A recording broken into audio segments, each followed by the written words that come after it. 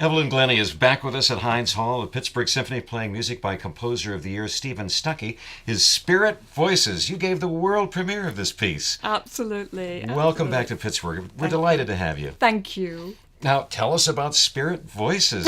You've got a banshee, a coyote, all kinds of wild creatures in this piece. I know, and really, this is not quite what you would expect from a percussion concerto, because of course Stephen is such a great colorist, and in a way every member of the orchestra is used to the absolute maximum, so we're all in a way painting a picture, and the percussion is very much part of the orchestral color.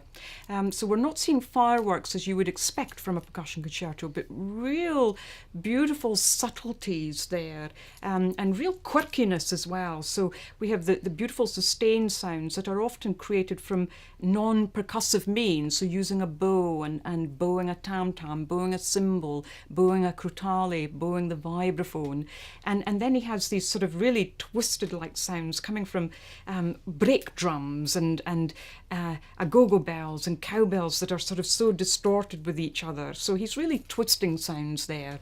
There's a Scottish spirit along the way, is there not? Oh, there is indeed, But, I just love this idea where every movement is almost painting a different picture.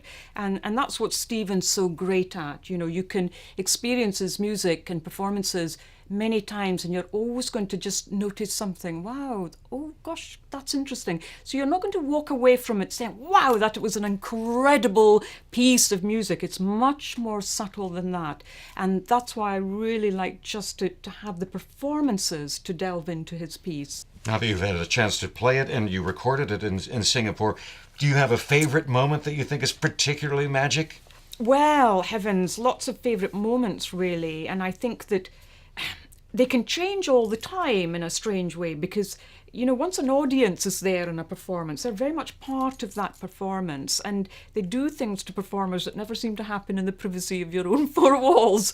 And, they sort of allow us to walk on that tightrope. So how they will listen to the piece will be really interesting, and they will, in a way, dictate certain sustained moments, certain silences and so on, just with the way that they might be paying attention. Who knows?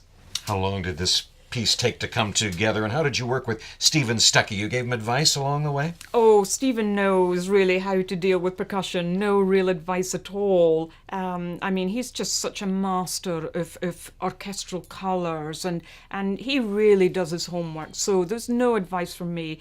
But it is a sort of piece where you need the whole orchestra in your rehearsal room. It's very hard to rehearse it just by yourself because you might see a tam-tam bowed, a bowed tam-tam or a bowed cymbal or something, and that's it for a moment, and you think, well, okay, unless you have the full score there, you don't know how that is in relation to everything else in the piece. So, I need the Pittsburgh Symphony in my home, in my studio at home. This is your fourth visit. I wanted to ask you if you feel at home now with the orchestra. Well, what goes on behind the scenes and on stage is integral, and the hard work that people put in behind the scenes is extremely important, and especially with the kind of logistics that I'm dealing with, the nature of percussion.